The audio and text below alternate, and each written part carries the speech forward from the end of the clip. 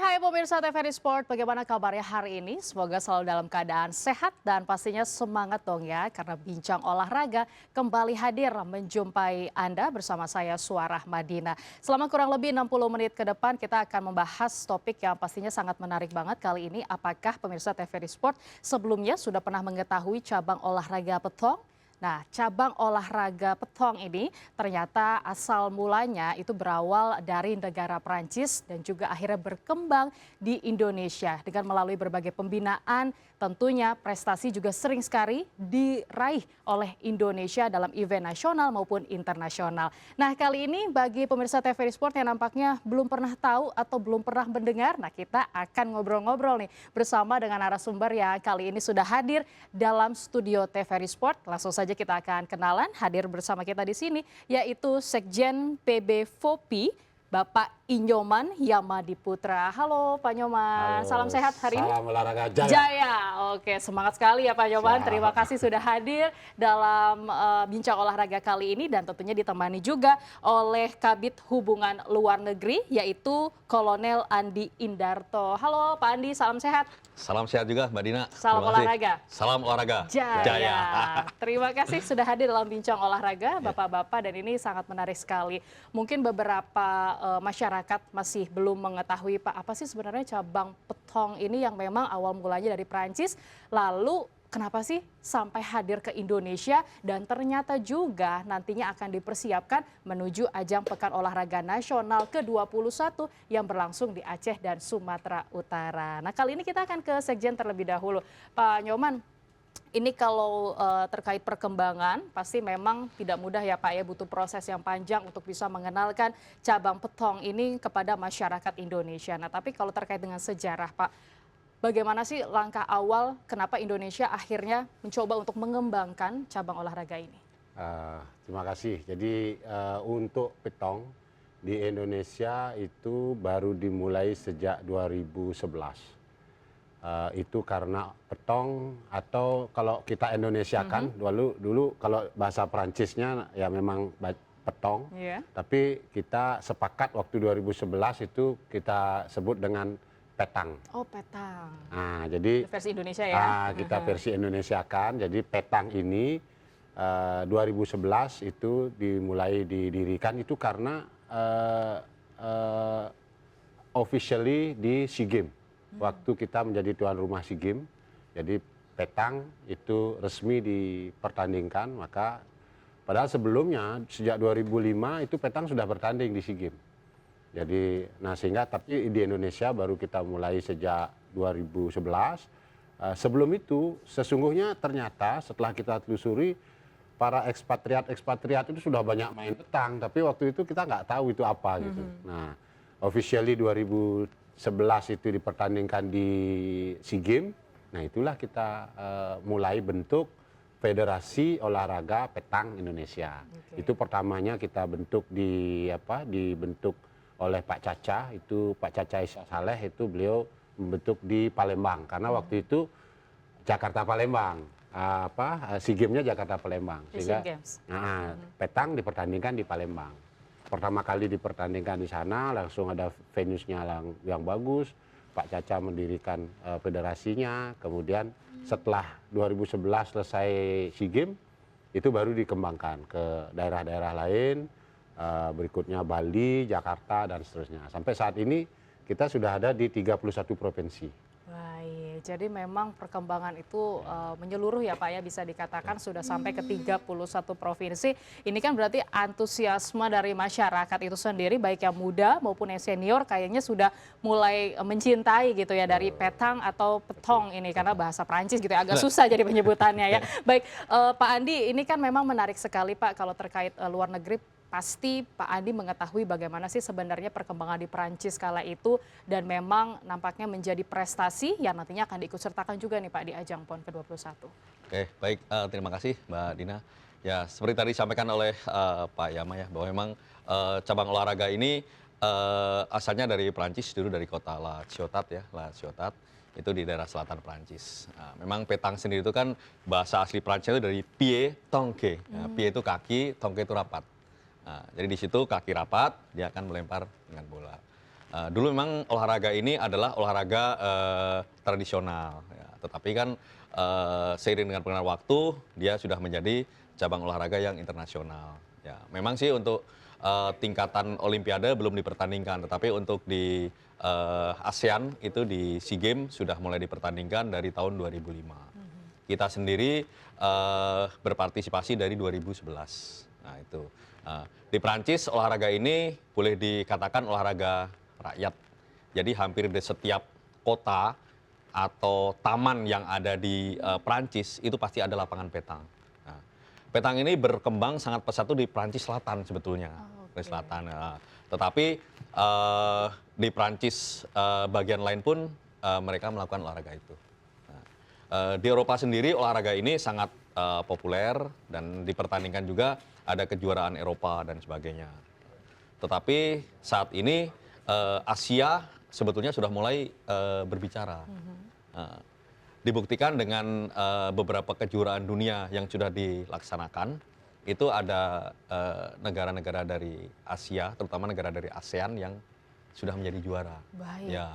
Jadi memang bisa dikatakan kejuaraan internasional juga sudah sering diikuti ya Pak ya? Ya oleh sudah Indonesia kita gitu sendiri ya. menyelenggarakan. Baik, baik, Tahun baik. 2014 kalau nggak salah Pak Andi, Ya. 2014 kita selenggarakan di Bali itu Asia Petang Championship. Itu 22 negara ikut. Baik. Nah, kala itu Pak Sekjen, mungkin sosialisasi yang dilakukan dari PB sendiri Pak di FOPI ini, apakah memang melihat antusiasnya sudah banyak lalu dibentuklah FOPI, atau FOPI memang dibentuk lalu mereka mulai banyak nih minatnya nih? Ya kita memang mulainya dengan organisasi.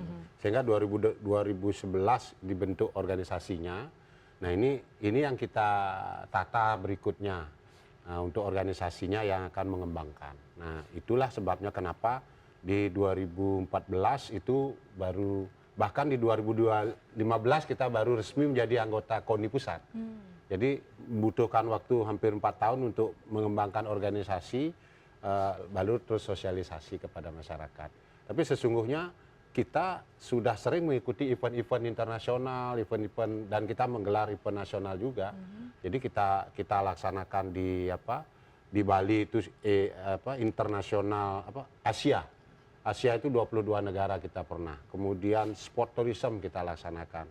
Di sini juga waktu kejuaraan di Ancol Pak Andi ya. Ya. Di Jakarta Ancol, ya? Ya, Tavisa. itu Tapisa itu sedunia juga kita sudah pertandingkan pitong petang ini gitu. Cuman memang sekarang yang kita pahami bahwa masyarakat banyak yang belum mengenal. Baik. Nah ini mudah-mudahan ke depan dengan semakin banyaknya kejuaraan-kejuaraan yang dilaksanakan itu akan lebih memperkenalkan lagi. Baik. Nah kalau kita berbicara, nah ini kan sambil kita juga lihat di layarnya, ini ada beberapa contoh juga tadi ya bagaimana sistem atau cara permainannya. Nah bisa digambarkan juga nggak sih Pak Andi ya, memang walaupun hubungan internasional tapi kan juga atlet katakanlah sering bermain juga gitu ya Pak ya untuk petong ini. Karena bukan hanya sekedar prestasi tapi juga seperti bisa kita katakan untuk rekreasi, hiburan dan hobi juga gitu ya Pak ya. Nah awal mulanya sebenarnya sistem permainan ini bagaimana sih Pak?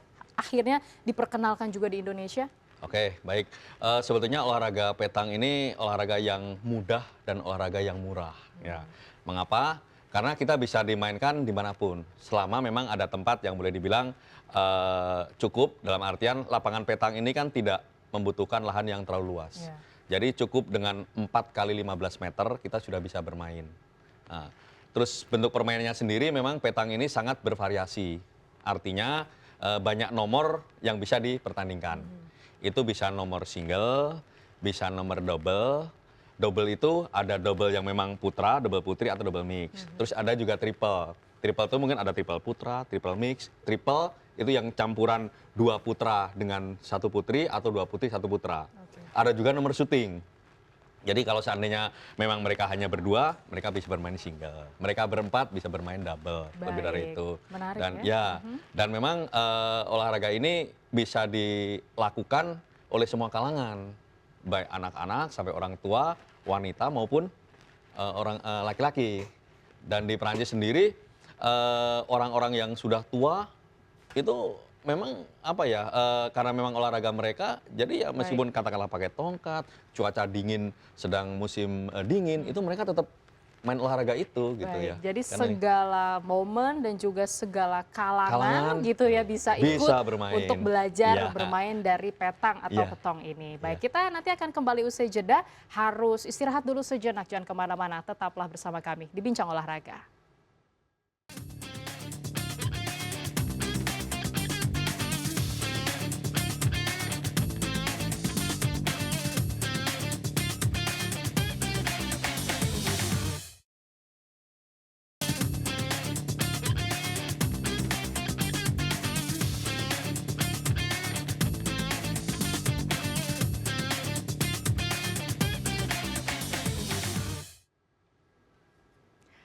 Kembali lagi di Bincang Olahraga dan kita masih membahas terkait bagaimana sih pengenalan dari cabang petang atau petong ini dan nantinya dipersiapkan menuju PON ke-21 Aceh dan Sumatera Utara.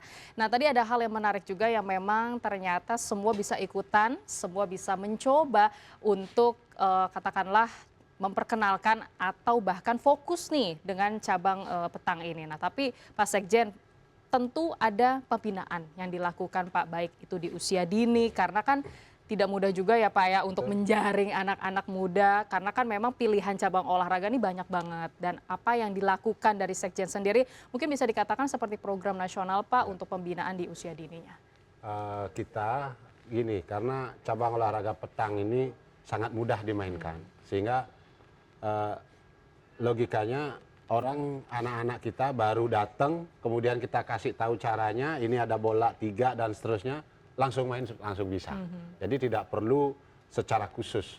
Nah, kita ada 3.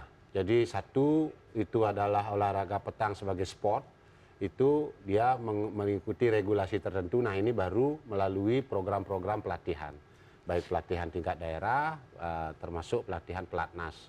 Jadi kemarin persiapan SEA Games 2025 kita sudah mulai dari saat ini. Kemudian mulai pemantauannya kita sudah lakukan sejak di ASEAN University Games kemarin. Jadi anak-anak sudah pemusatan juga. Tapi di daerah-daerah, begitu persiapan ke PON sekarang ini, mereka juga sudah melakukan persiapan ini untuk bidang sportnya.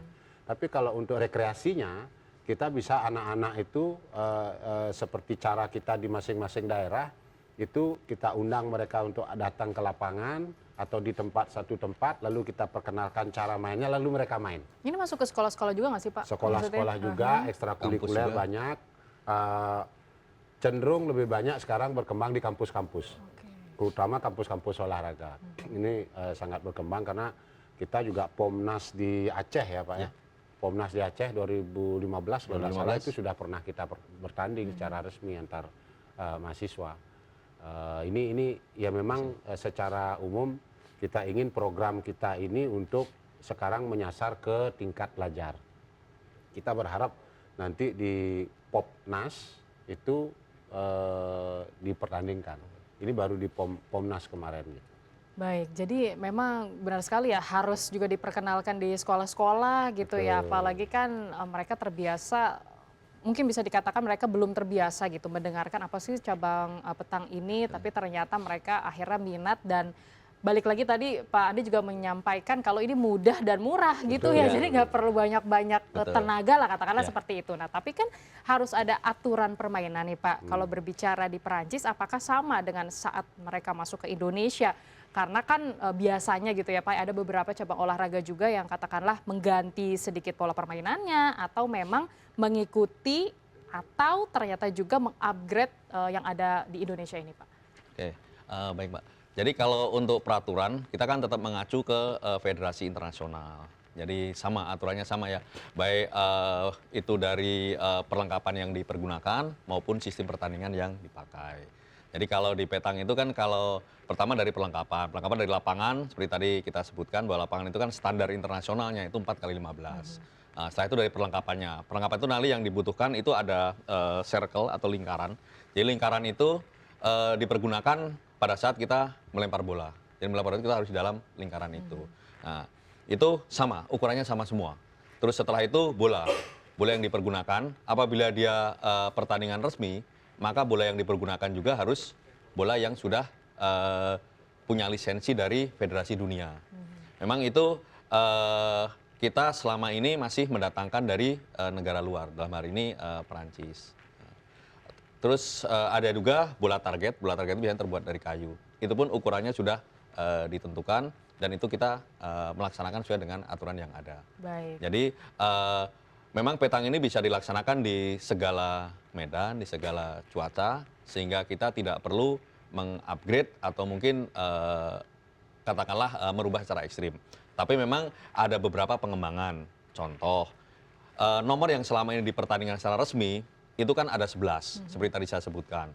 Tetapi mungkin pengembangannya, mungkin akan ada nomor beregu, atau mungkin nanti akan nomor-nomor yang kita mix, itu mungkin itu bagian dari variasi, tergantung mungkin dari minat, dari peserta, atau mungkin dari alokasi yang disiapkan oleh suatu daerah. Itu mungkin bisa Baik. kita akomodir seperti Baik, itu. itu berarti dari sisi bola, nanti kita akan juga diperkenalkan nih bolanya seperti apa gitu ya. Nah, tapi Pak Andi kalau dari sisi pelatih, apakah memang membutuhkan juga nggak sih Pak pelatih asing gitu didatangkan ke sini atau memang pelatih lokal yang bersertifikasi akhirnya bisa melatih teman-teman yang ada di Indonesia? Oke, baik. Sebetulnya kalau kita lihat dari kualitas, itu sebetulnya pelatih kita juga sudah punya kualitas yang sangat bagus. Memang sekarang ini yang kita butuhkan itu kan memang jam terbang. Ya, jam terbang dalam arti jam terbang untuk pengalaman-pengalaman internasional. Ada beberapa event yang sudah diikuti oleh pelatih-pelatih kita. Karena mulai dari SEA Games 2011, kita selalu berpartisipasi.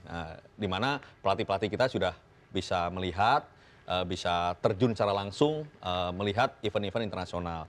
Termasuk kejuaraan dunia, kita juga ikut. Kebetulan 2019 itu saya yang membawa tim untuk kejuaraan dunia itu, sehingga saya juga bisa mengamati perkembangan petang tidak hanya di Asia tetapi juga di dunia.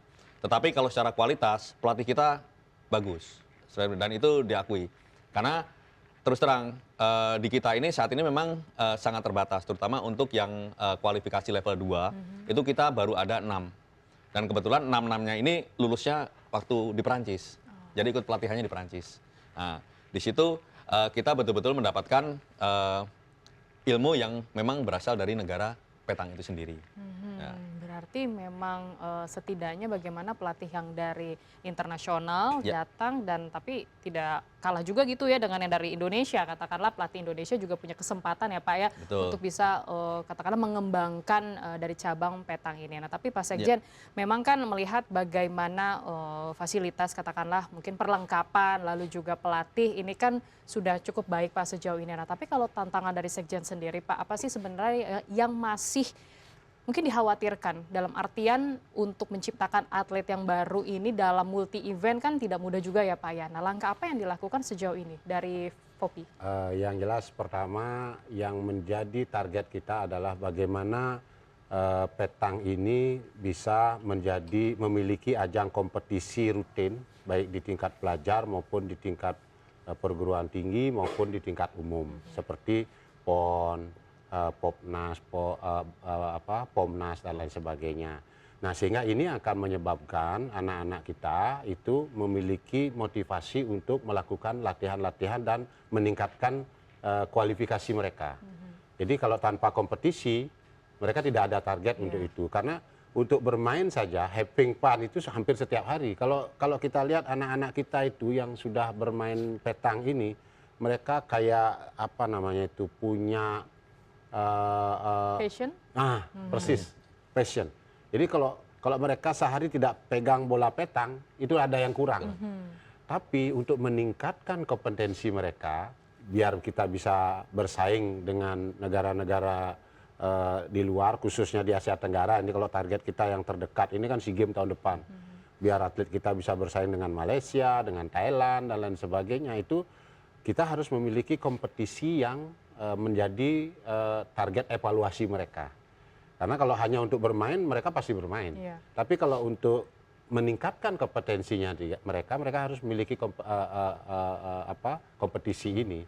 Nah, sehingga dengan dipertandingkannya di PON ini, itu kita melihat bahwa di masing-masing provinsi, khususnya 14 provinsi yang sudah lolos dari babak kualifikasi itu, mereka sangat intensif sekali. Nah, seperti sampaikan tadi, apakah ada mereka membutuhkan pelatih luar negeri? Ada.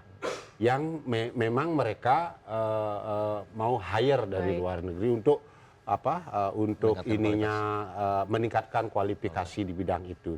Tapi walaupun sesungguhnya seperti kata Pak Andi, kita sendiri ada 6 pelatih internasional level 2, ada puluhan pelatih internasional level 1, bahkan pelatih nasional kita sudah penataran beberapa kali sejak 2012 itu sudah ratusan. Nah, namun untuk meningkatkan kualifikasi ini mereka harus menimba pengalaman-pengalaman dari jam terbang itu dari yang dari luar negeri. Baik, jadi jam terbang ini dilihat juga dari berapa banyak mereka berpengalaman gitu ya, mungkin di nasional maupun internasional. Nanti kita akan lanjutkan kembali Bapak-Bapak usai jeda, jadi jangan kemana-mana, tetaplah di Bincang Olahraga.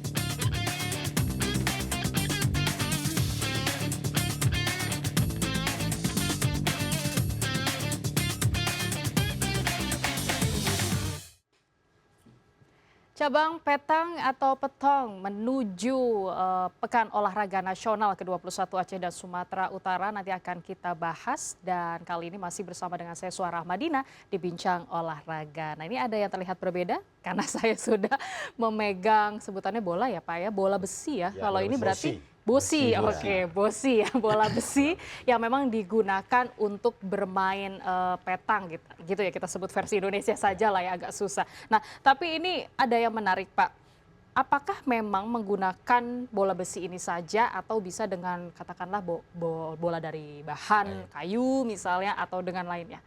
Bagaimana Pak Andi? Oke, baik. Memang kalau untuk standar baku, dalam arti untuk pertandingan resmi, kita menggunakan bola yang terbuat dari besi. Ya, memang di sini kan ada campuran ya, besi dengan karbon, ya, karbon atau inox. Tapi memang pengembangannya, itu kan petang itu kan ada olahraga prestasi, ada olahraga rekreasi.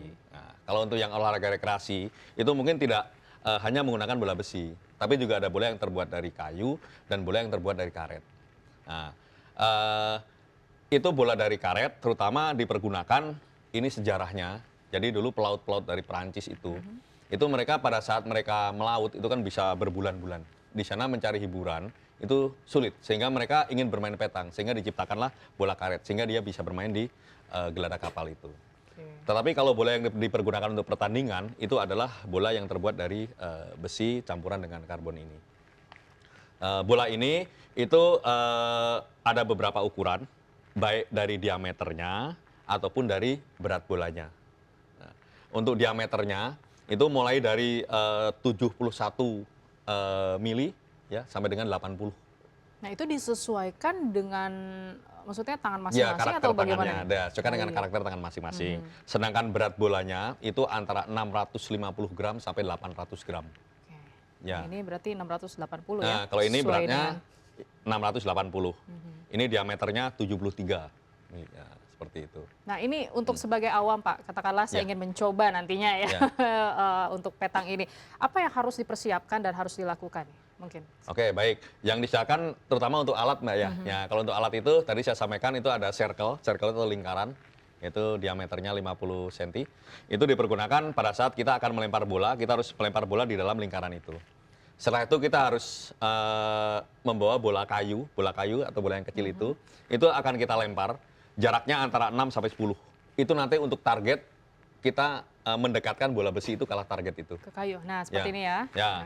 Mungkin kalau di permainan dia akan melempar bola kayu, setelah itu dia akan melempar bola besi ini mendekat ke bola kayu itu sebagai bola target. Baik, nah ini kan berarti dalam berbagai kondisi katakanlah seperti ini kan di atas pasir ya seperti itu ya. Ya. Nah kalau di dataran katakan di teras di rumah itu boleh juga?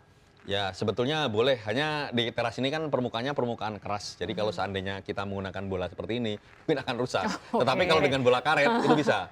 Jadi memang ada lebih baik petang pakai indoor, karet saja petang ya. indoor itu bisa menggunakan bola karet. Baik, Nah, jadi ya, kalau pemirsa ada. mau mencoba untuk latihan juga di rumah gitu Iya. bisa menggunakan setidaknya pakai bola karet, Bola karet terlebih bisa, dahulu iya, gitu ya. iya. Karena kalau seperti bola besi layaknya kayak gini gitu ya, ini untuk berbagai kompetisi Iya. gitu ya paling Iya, betul, penting. betul. Baik, Pak Sekjen, ini kan memang mengingat bagaimana kalau kita bahas tentang PON ya Pak 21, ternyata kan memang sudah tadi dari cerita bapak-bapak gitu ya perkembangannya sudah cukup pesat dan memang juga pembinaannya cukup baik yang dilakukan, apalagi di beberapa provinsi yang nantinya juga akan ikut serta di PON ke-21. Nah, kalau persiapannya Pak melihat fasilitas dan perlengkapan sejauh ini apakah memang sudah berapa persen Pak? Pertama, kalau kaitannya dengan venues seperti tadi, venues kita sesungguhnya hanya lantai yang datar, tidak jeblos dilindas truk, atau ini dilempar bolanya, ini dilempar terus tidak jeblos, itu enough sesungguhnya. Nah, cuman yang memang kalau itu saya sudah 2 kali tengok lapangan kita yang di Aceh. Berarti Aceh ya? Itu sudah dalam progres, bahkan per malam kemarin itu sudah lapangan sudah siap. Finishing. Lapangan sudah siap. Nah, tinggal sarana-sarana pelengkap. Artinya atapnya kita mau bikin dia indoor sehingga karena bermain petang ini jika kita menggunakan regulasi meraih angka 13, maka dia bisa memungkinkan untuk lebih daripada 2-3 jam per satu game. Kali sekian itu memungkinkan kita pernah Pak Andi ya, kita bikin kejuaraan itu bisa bertandingnya sampai jam 4 pagi. Itu kenapa bisa begitu Pak? Maksudnya Karena tidak terbatas, artinya waktu tidak terbatas, kita tidak batasin waktu. Siapapun di antara misalnya saya sama Mbak Dina main, terus Mbak Dina siapapun yang lebih dulu mendapatkan nilai 13, maka dia yang menang. oh jadi itu nilai tertinggi ya, kalau dalam di petang sehingga ini. seperti yang tadi jelaskan, bola kayu ini menjadi target kita bersama. Siapa yang paling dekat sama itu bolanya, dialah yang poinnya dapat poin. Nah ini kita hanya bawa boka 3, maka poin terbanyak kita 3. Biasanya kalau pemain-pemain yang bagus, paling poinnya cuma 1. Nah bayangkan jika 1, terus saya harus meraih 13. Mbak Dina dapat nilai, saya dapat nilai, kali sekian, maka dia mainnya bisa sampai pagi. Nah karena seperti itu, inilah yang kita kemarin saran sama tuan rumah untuk dibuatkan atap.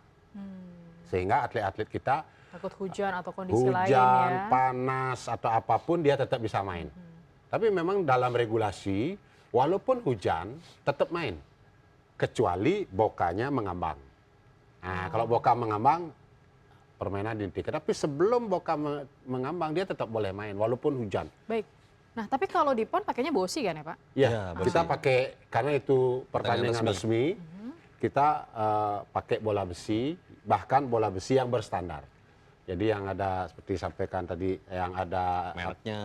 yang ada standarnya. Ada karakteristik bola. Nah, ini yang kita pakai di sana. Kalau dari sisi venues, tempat bertandingnya sudah siap, lapangannya sudah siap, tapi sarana pendukungnya yang masih dikejar saat ini. Baik, kita mengerucut ke PON ya Pak ya. Ini kan berarti kan melihat bagaimana sudah beberapa provinsi yang ikut serta. Ya. Nah, kalau berbicara pemerataan Pak di provinsi sendiri, apakah memang masih ada provinsi yang katakanlah belum banyak melahirkan bibit baru mereka untuk si atlet ini, ataukah memang sudah cukup rata sejauh ini? Karena mengingat Pak, memang kalau tidak salah kan babak kualifikasi juga baru saja dilakukan gitu ya. Nah, mungkin sudah ada pemetaan sendiri dari Pak Sekjen?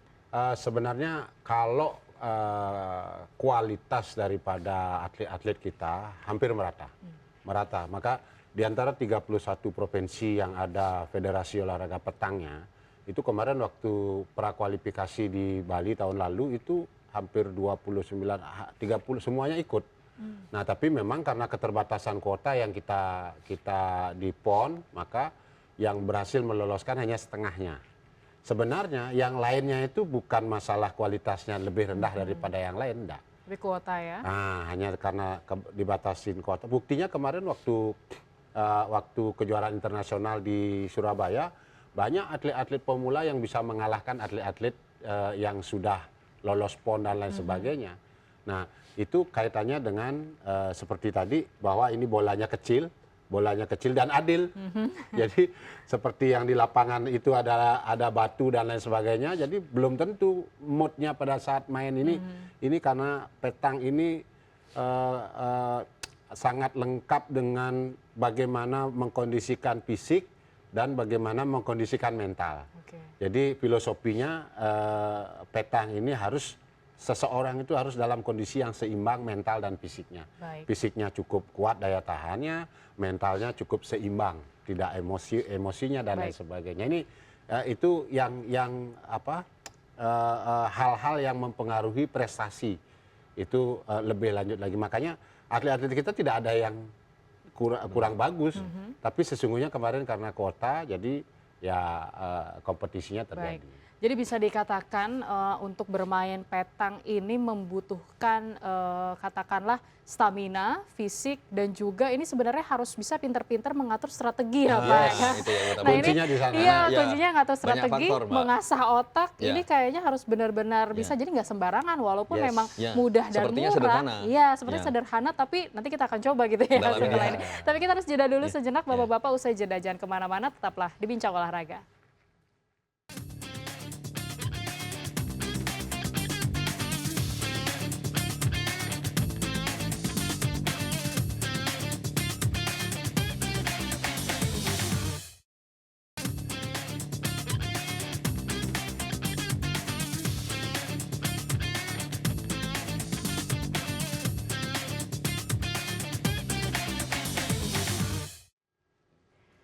Terima kasih masih setia bersama kami di Bincang Olahraga. Kita masih membahas terkait dengan bagaimana pengenalan hingga menuju ke persiapan PON ke-21 Aceh dan Sumatera Utara untuk cabang petang. Nah, saya ingin ke kejuaraan internasional lah Pak Andi ya. Pak Andi selaku yang memang kabid di hubungan internasional, ini kan melihat potensi dan juga peluang Indonesia kan juga tidak kalah ya Pak ya dengan internasional. Katakanlah persaingan memang ketat, tapi kan tidak menutup kemungkinan juga kalau Indonesia memiliki atlet-atlet yang ternyata tadi Pak Sekjen menyampaikan potensinya ini banyak gitu ya. Nah, kalau melihat persaingan internasional Pak, mana sih yang memang katakanlah menjadi negara-negara contoh untuk Indonesia gitu yang bisa dicontoh oleh Indonesia?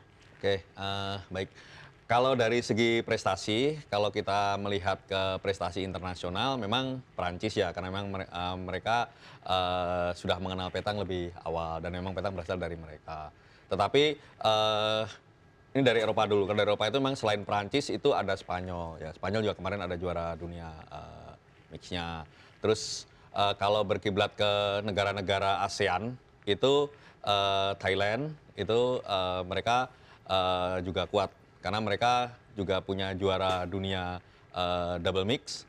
Terus Kamboja itu juga mereka pernah punya juara dunia untuk syuting putra dan putri. Nah, tetapi pada saat kita mengikuti kejuaraan dunia di Kamboja pada 2019, itu untuk nomor syuting itu dari 49 negara, kita peringkat 9. Jadi mungkin dari prestasi ya kita sudah bisa menyaingi sebetulnya. Masih 10 besar loh Pak. 10 besar, keren 10 besar banget. betul ya. Ya, karena memang waktu itu yang diambil ke babak berikutnya hanya 8 sehingga kita tidak masuk 9. Terus untuk nomor yang lain juga untuk yang nomor triple itu dari 49 peserta, kita karena waktu itu pakai sistemnya itu Swiss system, kita ada di peringkat 17. Yang diambil 16, kita 17, jadi kita tidak masuk. Jadi kalau dilihat dari prestasi yang kita dapat, sebetulnya kita sudah mampu bersaing dengan mereka. Mungkin nanti seiring dengan waktu, dengan jam terbang yang dimiliki, dengan potensi baik itu atlet maupun pelatih, kita akan bisa berprestasi. Terbukti ada beberapa atlet kita yang sudah pernah juara di kejuaraan yang diselenggarakan entah itu di Malaysia, entah itu di Thailand. Karena saat ini juga banyak sekali atlet-atlet kita yang sedang berlatih atau ikut bertanding di negara-negara yang kuat seperti Thailand, Malaysia, dan di Kamboja seperti itu. Baik, petang Iya. ini kan juga berarti bisa dikatakan kejuaraan internasionalnya banyak ya Pak ya. Banyak, Apakah memang lahir dari atlet-atlet yang nantinya akan ikut PON tidak Pak? Gini, target ketua umum kita, Prof. Nur Hasan, itu sekarang kita petang Indonesia merambah dunia. Maka banyak event-event internasional yang kita gelar. Baru saja UNESA menggelar internasional, rutin setiap tahun. Kemudian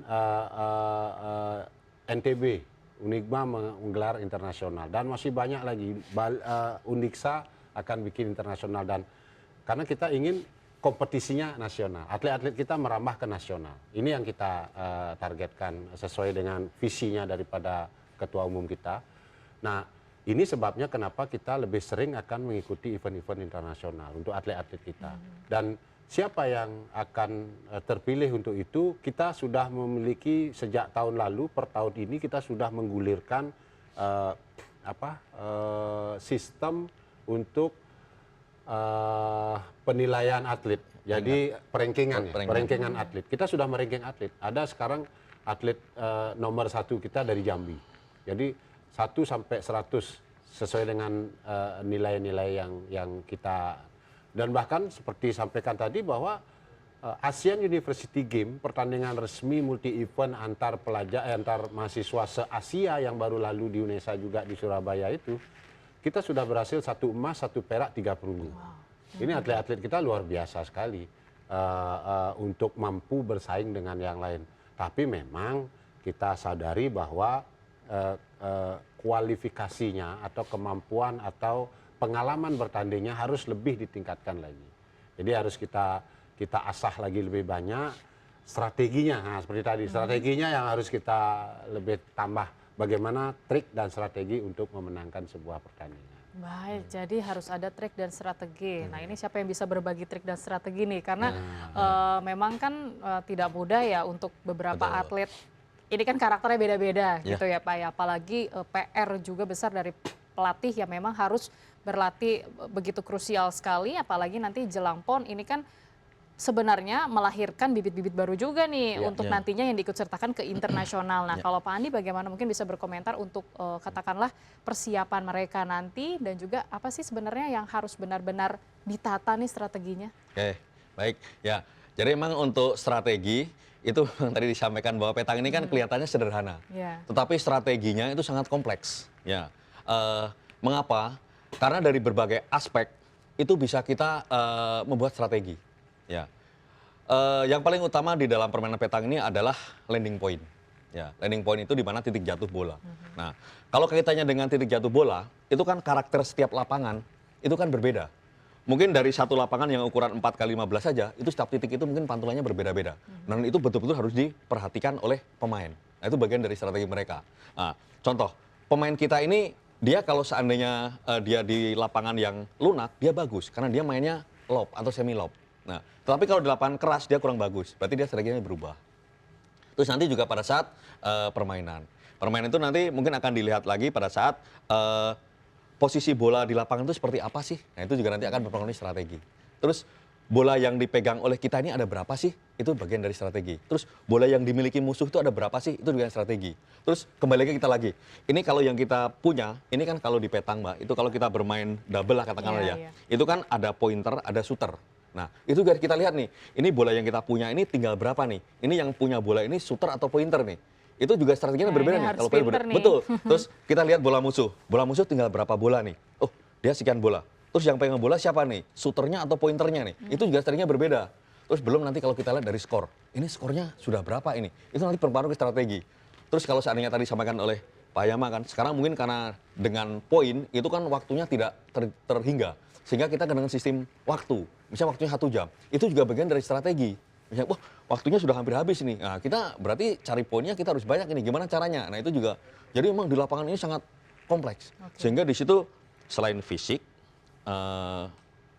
fisik, stamina ya, juga kecerdasan, kecerdasan bermain. Nah, kecerdasan kan kaitannya dengan strategi dan taktik kan.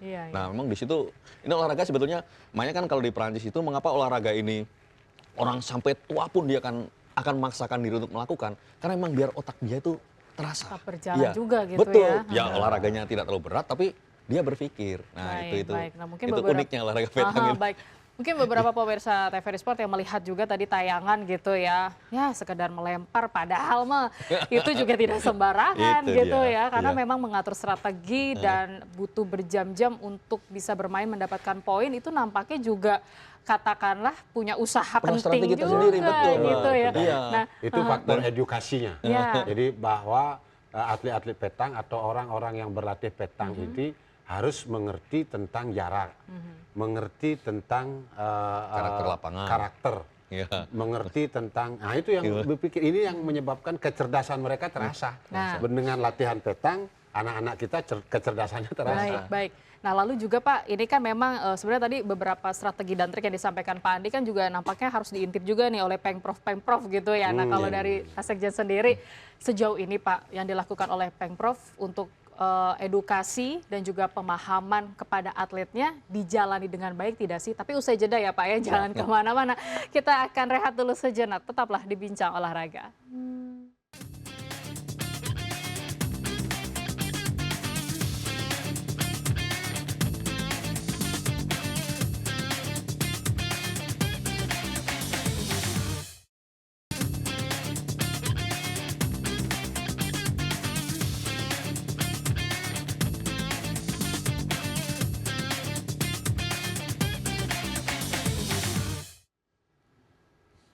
Kembali lagi di Bincang Olahraga. Nah tadi ada sempat pertanyaan yang belum ditanggapi karena kita harus komprek dulu sejenak. Nah Pak Sekjen, ini memang kan balik lagi Pemprov juga punya peran penting Pak untuk bisa melahirkan atlet baru yang berprestasi pastinya apalagi menuju ajang PON Aceh dan Sumatera Utara. Menurut Bapak nih gambaran sebagai Sekjen pasti kan melihat dari beberapa provinsi yang akan ikut dan mungkin tidak ikut gitu ya Pak ya. Sejauh ini yang mereka lakukan untuk edukasi dan pemahaman ke atlet sudah cukup baik belum Pak?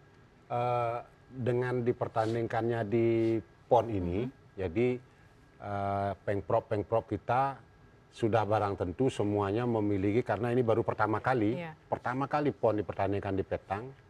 Petang dipertandingkan di PON, seharusnya di Papua kemarin sudah bertanding juga, cuman tuan rumah tidak mempertandingkan. Eksebisinya sudah sejak PON Jawa Barat. Nah, tapi karena dipertandingkan di PON, maka dan ini pertama kali, maka peluang terhadap atlet-atlet kita di semua provinsi itu hampir sama. Tidak ada yang memiliki dominasi. Nah, karena tidak ada memiliki dominasi, maka mereka melakukan usaha-usaha yang terbaik. Saya pantau beberapa provinsi sampai mengirim atletnya ke Thailand, berlatih di sana selama sebulan. Ada yang kirim atletnya ke Malaysia, ada yang kirim kompetisi ke Kamboja dan lain sebagainya, ada yang ke Laos. Jadi ini otomatis akan meningkatkan kualifikasi mereka. Tapi ada juga yang atlet-atlet Pemprov yang membina atletnya. Bayangkan sudah sejak sekian bulan mereka di camp dan seterusnya, menambah strategi dengan berbagai cara. Dan saya melihat bahwa Pemprov kita sangat antusiasnya atau semangatnya untuk membangun bagaimana meningkatkan kompetensi para atletnya ini luar biasa sekali. Dan atlet kita juga kebetulan, atlet kita itu adalah di antara atlet-atlet PON ini sebagian besar memiliki passion. Jadi kan prosesnya dia kenal dulu, lalu main seneng, lalu passion. Kalau sudah passion, sampai tidur pun dia terbawa. Oh, mainnya begini nanti dan seterusnya. Nah, atlet-atlet kita rata-rata seperti itu. Bahkan ada saya lihat beberapa kemarin atlet yang sampai di stop sama pelatihnya baru berhenti main.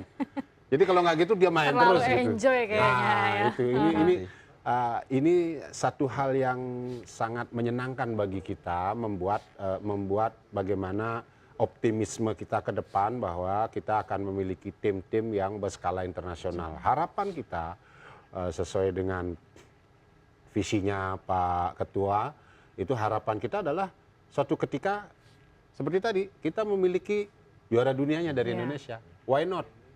Ini memungkinkan dan progresnya sudah menuju ke arah sana. Baik, nah saya mau dengar dari Pak Adi nih responnya bagaimana, karena memang melihat tadi berbagai kompetisi kan harus sering dilakukan. Nah, melihat PON ini tidak sembarangan juga ya Pak ya, karena mereka sampai nih beberapa Pemprov menuju ke negara-negara lain, sampai ke Thailand juga, Ya, itu yang menjadi pesaing ketat juga untuk Indonesia gitu ya iya, Pak ya. Ini iya. responnya bagaimana nih untuk ya. hubungan internasional antara Indonesia dengan negara lainnya? Baik. Nah ini Mbak, kalau kaitan hubungan internasional, ini sebetulnya ini nilai plus bagi kita. Pertama, ini sebetulnya negara Asia, terutama Indonesia, itu sebetulnya sudah diamati juga oleh negara-negara di Eropa, terutama Perancis. Mengapa? Karena tadi disampaikan bahwa kita itu dari kalangan akademisi itu terlibat langsung. Terlibat langsung. Seperti contoh, misalnya kan sekarang masuk ke pelajar-pelajar, itu sekolah-sekolah itu sekarang Ya. sudah ada dikenalkan dengan petang. Terus di universitas, itu ada mata kuliah yang tentang petang. Nah, ini bahkan ada beberapa mahasiswa itu memang sudah skripsinya itu memang mengupas tentang petang. Nah itu dikagumi oleh mereka.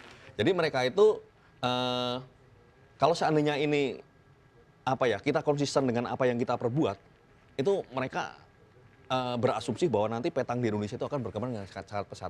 Seperti yang disampaikan, bukan tidak mungkin nanti juara dunia akan berasal dari Indonesia. Nah, kita dari SDM bagus. Terus kalau tadi disampaikan bahwa petang ini memang olahraga yang membutuhkan kecerdasan, itu background atlet-atlet kita juga Ya. rata-rata pelajar. Betul. Pelajar. Nah, terus kami lihat juga memang selain mereka punya ambisi yang luar biasa, mereka juga punya kecerdasan yang bagus. Nah, sehingga nanti ke depannya ini ya tidak terlalu kemungkinan mereka akan punya peluang untuk bisa berprestasi di tingkat internasional. Baik. Itu ya. Baik, ini kan akan menjadi pengalaman pertama di mana petang akan diikutsertakan dalam PON ke-21 Aceh dan Sumatera Utara gitu. Pak Sekjen pastikan targetnya bukan hanya berhenti di situ ya Pak ya. Tentunya untuk sampai ke Olimpiade itu Ya. menjadi impian apa lagi Paris ya kalau bahas tahun sekarang kan memang diselenggarakannya di Paris gitu ya Prancis. Tapi kan tidak menutup kemungkinan bisa ikut petang ini diikutsertakan pada Olimpiade yang selanjutnya. Nah apa yang menjadi target Sekjen nih? Bukan hanya fokus menambah atletnya saja dan sekedar rekreasi, tapi juga prestasinya kan juga harus ada dukungan dari Sekjen. Kita memilah keilmuan petang ini menjadi 3 hal. Satu, itu kaitannya bagaimana membuat petang ini memberikan kontribusi dalam bentuk kesehatan. Jadi petang itu bisa memberikan latihan sehingga membuat mental dan fisik seseorang seimbang. Sehingga dia bisa hidup sehat dengan potensi seimbang. Yang kedua, bagaimana membuat prestasi. Bagaimana memberikan kontribusi prestasi mengangkat harkat dan martabat bangsa di ranah internasional melalui cabang olahraga petang. Dan saya yakin kompetisi atau kompetensi daripada atlet-atlet kita seperti saat ini bisa dibayangkan kalau kita kemarin di kejuaraan dunia di Laos hanya level 9, besok kita Desember kalau tidak salah kita ikut kejuaraan dunia, naik lagi bisa bersaing sama mereka di level 2, level 3 dan sebagainya. Bagaimana tidak kita akan begitu membanggakan bendera kita berkibar di sana. Nah yang ketiga adalah konteks edukasinya. Bagaimana membuat masyarakat kita kaitannya dengan anak-anak kita, baik kaitannya dengan para pelajar, para siswa itu memiliki kemampuan yang lebih untuk memiliki kecerdasan. Kecerdasan dalam konteks kita melalui latihan petang ini mereka akan belajar edukasinya sehingga otak mereka terputar dan lain sebagainya. Ini yang sudah ditelurkan melalui penelitian yang dilakukan di universitas-universitas, bahkan ada disertasi itu tentang petang. Jadi ada doktor petangnya gitu.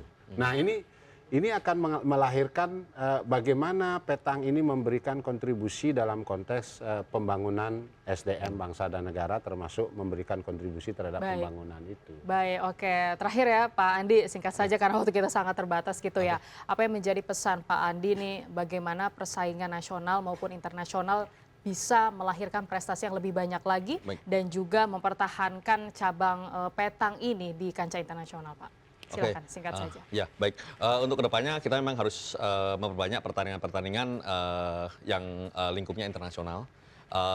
Dengan adanya pertandingan internasional tersebut kita dapat mengatrol atlet kita sehingga prestasi kita bisa kita angkat ke level yang lebih tinggi. Baik. Ya, saat ini memang sudah bagus, hanya tinggal pengalaman di tingkat internasional. Ya, harapannya ke depan turnamen internasional kita perbanyak Ya, mudah-mudahan nanti ada support dari segala kalangan sehingga petang ini dapat berkembang dengan luar biasa di Indonesia dan Baik. mampu berprestasi di tingkat dunia. Baik, nah jadi memang dari pengenalan, lalu juga pembinaan dan juga perkembangan nampaknya bukan hanya berhenti di situ, Ya, tapi juga persaingan nasional maupun internasional nampaknya harus benar-benar dilihat potensinya karena berbagai kompetisi ataupun banyaknya kompetisi ini sangat berpengaruh juga untuk perkembangan prestasi dari atlet di cabang petang. Terima kasih Pak Yama selaku Terima kasih, Sekjen Adi. dan juga Kolonel Andi selaku Kabid dari Hubungan Internasional sudah hadir dalam bincang olahraga di episode kali ini. Tidak terasa akhirnya saya Suara Madinah undur diri. Terima kasih atas kebersamaan pemirsa TVRI Sport. Sampai jumpa, salam olahraga. Jaya.